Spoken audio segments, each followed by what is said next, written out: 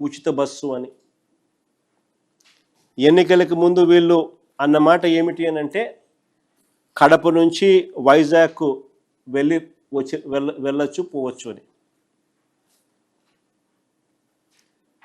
మన శ్రీకాకుళం వాళ్ళు తిరుపతికి వచ్చి దర్శనం చేసుకోవచ్చు అని.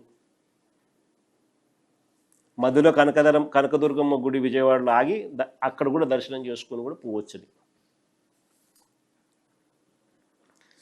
రాష్ట్రంలో ఏ మూలకు వెళ్ళినా ఫ్రీ అన్నారు.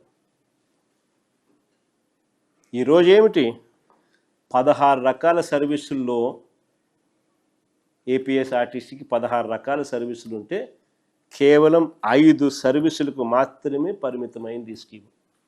ఈ పథకాన్ని అమలు చేయాలంటే ఏడాదికి 3,200 కోట్లు ఖర్చు చేయాలి. మొదటి ఏడాది ఈ స్కీమ్ ఎగరగొట్టేసినారు. రెండో ఏడాది 6 నెలల తర్వాత ఆగస్టులో అరకొరగా మొదలుపెట్టారు. చేసిన ఖర్చు కేవలం 1,040 కోట్లు.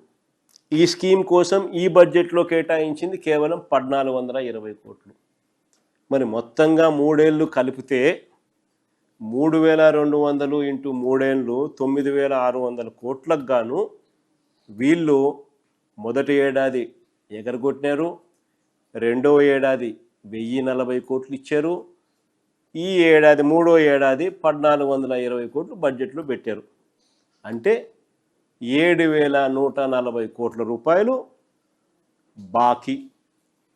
ఉచిత గ్యాస్ ఇది ఇంకొక హామీ. సూపర్ 6 సూపర్ 7లలో చిన్న హామీలు, ఎన్ని బస్సులు గ్యాసులు.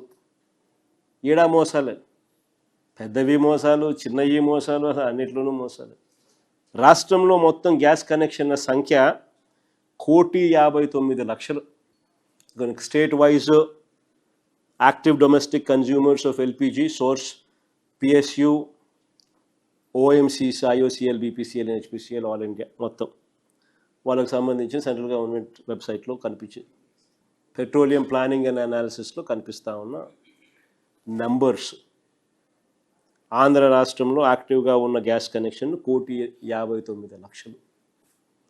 ఈ 1,59,00,000కు 3 సిలిండర్లు ఇస్తామన్నారు ఉచితంగా. ఒక్కో సిలిండర్ 855 రూపాయలు.